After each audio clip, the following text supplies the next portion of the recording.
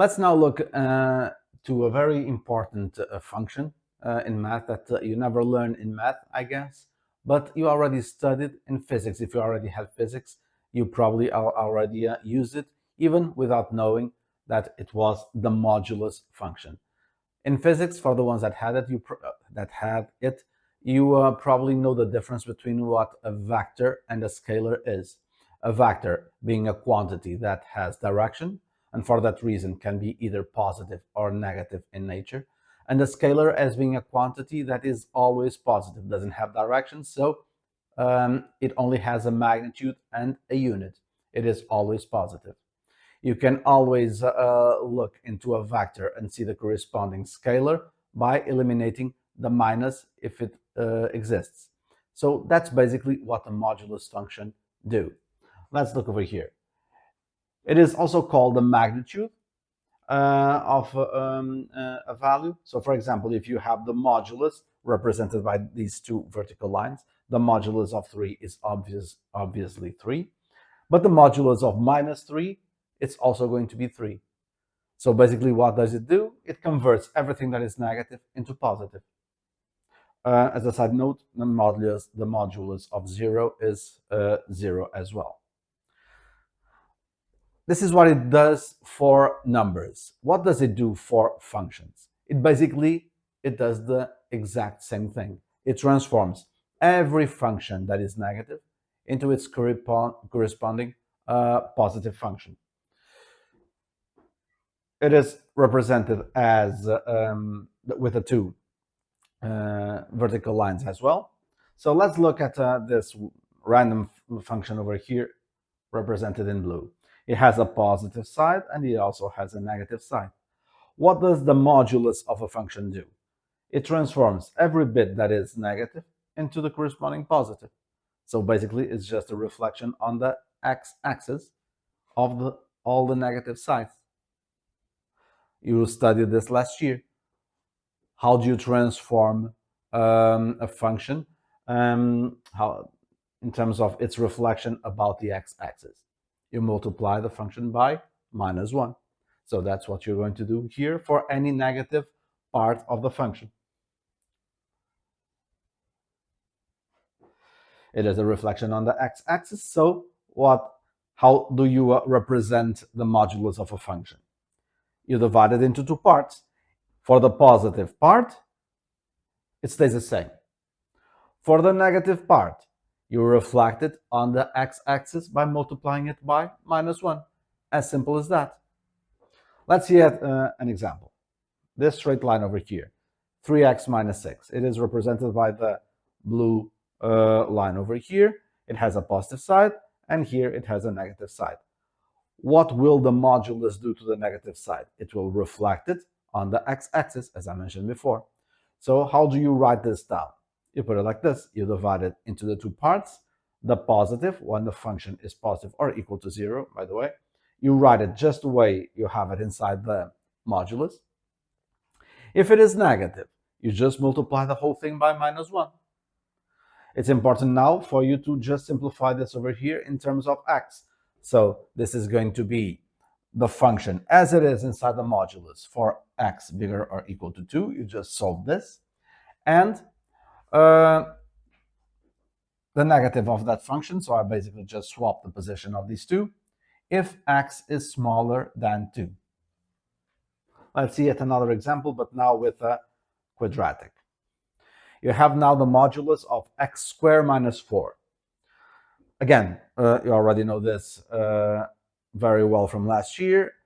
It's a quadratic. Here you have the parabola. It has the vertex over here on the negative side, and the zeros are minus 2 and 2. So what will the modulus do to this? It will convert every part that is negative into its corresponding positive bit. So again, how do you write this mathematically? You just write whatever you have here for any positive side of the function, positive or equal to 0. You do the minus of this for any negative side. Then you may want to simplify these things. Again, this is a minus. I just swapped the position. And I solved this little inequality to put the the result in terms of the axis. You already know how to do this. So this yields x smaller or equal to -2 or x bigger or equal to 2. And you have this for every x between -2 and 2, as you can see here on the little sketch.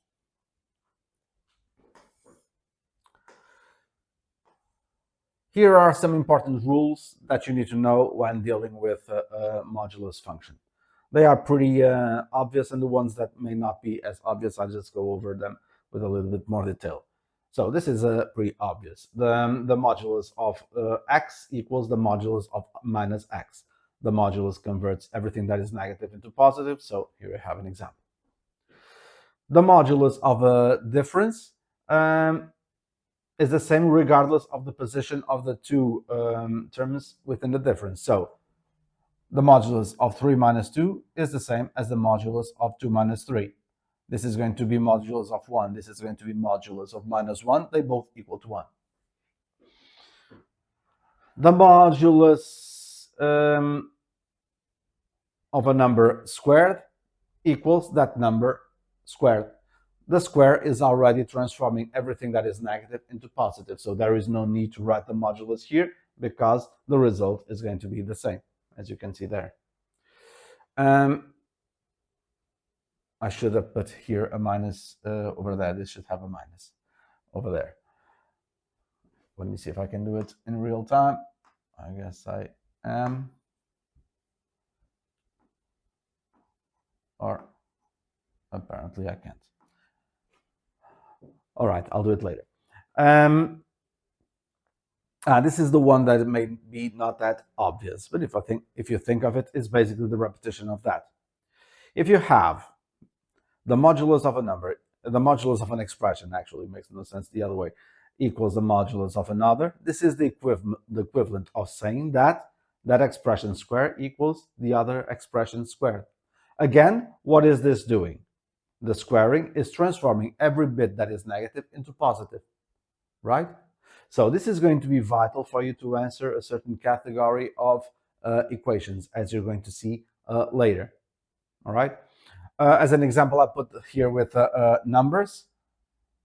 Modulus of -3 equals modulus of 3. This is the same thing as saying that modulus of -3 squared equals the modulus of 3 squared, which you already know, it's 9. Then these two, it's important that you probably memorize them just to speed up the process. But if you think of it and if you struggle, then you can think a little bit and you will get them yourself. If you have the modulus of something smaller or equal to a number, this is the same thing as saying that the x, the result of this, is going to be between minus a and a. Let's look at an example. Let's say that this is 5. A is 5. What is the result for which you that would answer the question modulus of x smaller or equal to 5? Let's do trial and error, and you'll get this in a very rapidly. Let's say that x is 4. So modulus of 4 is smaller or equal to 5, right? So this satisfies the condition. What about -4? -4, modulus of -4 is also 4, so is smaller or equal to 5.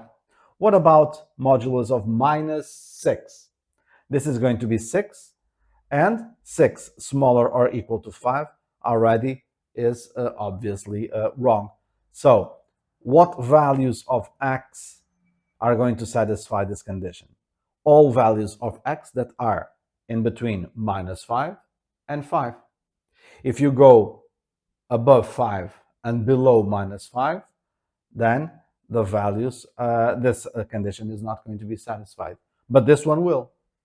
So modulus of x bigger than a number, again 5. What values do you get? You will have, obviously, every value that is bigger than 5 and every value that is smaller than -5.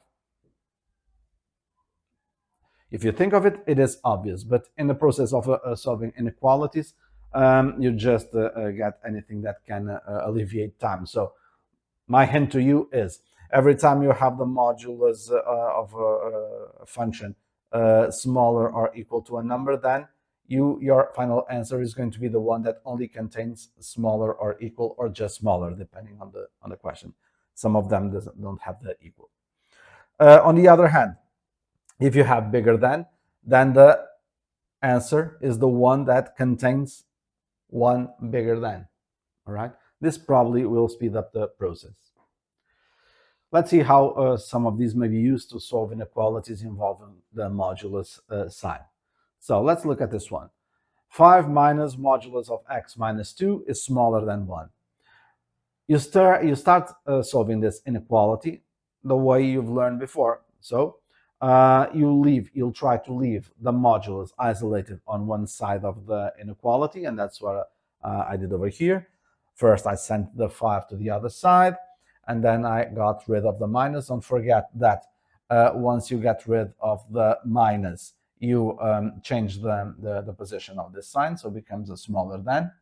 And this is the part that is going to be new. And now this is where you use this rule. See, this one is just smaller than, not smaller or equal. So smaller than 4. So the result is going to be whatever you have now inside the modulus is going to be comprehended between minus 4 and 4. But your final result needs to be in terms of x. So what do you do to solve that? You just add plus 2 on all parts of this, so that you leave x in between the signals. So you'll have minus 4 plus 2, that is obviously minus 2. 4 plus 2 is 6, and x minus 2 plus 2 is just x as you wanted in the first place. So your answer to this question is x is in between minus 2 and 6. What if we start with this, and we want to get the expression in the first place, that one over there? So you know that x is in between minus 2 and 6. How can we get to that over there? You just work backwards. So you know that your final answer is going to be on the format x minus a smaller than b. How do you know it's smaller? Again, is this rule, right? The answer is provided in this form. So the inequality has to be of this form as well. So it's going to be x minus y smaller than b. So the idea is for you to get the values of a and b. How do you do that? Well, you know that the result for this has to be something like this. Minus b is smaller than x minus a and smaller than b. And then you construct what you want. You get rid of the a over here by adding all the little parts with a. So this is what you end up with. And then you compare. See, this expression is this one. So a minus b has to be equal to minus 2, and a plus b has to be equal to 6. So you do some simultaneous equation. Very simple. You solve them, and you get a equals 2 and b equals 4. So a equals 2 and b equals 4. We already knew that anyway. Another example. Now you have modulus function on both sides of the inequality. How do we solve this? First, try to understand what is being asked over here. You have here a modulus function, is a straight line, so it's going to be something like this. All right? And the other one is also a straight line, so something like this as well. And you want to know what part, for what values of x, is this function smaller than that one. So again, we already studied this last year. In order for you to know what portion of a function is underneath another one, is smaller than another one, you first need to find the points of intersection. And that's what I did over here. I just very briefly did a side note, a side calculation to figure out the points of intersection of this line with that one. So I just equal one to the other, right? If I want the points of intersection, I want the points at which one function and the other function are the same. The same, translated to math, is equal. So I solve this. And how do I solve this? I use this rule over here. Remember, I said a little while ago that this rule was going to be important to solve a certain category of equations and inequalities. This is it. I solve it by transforming this into squares.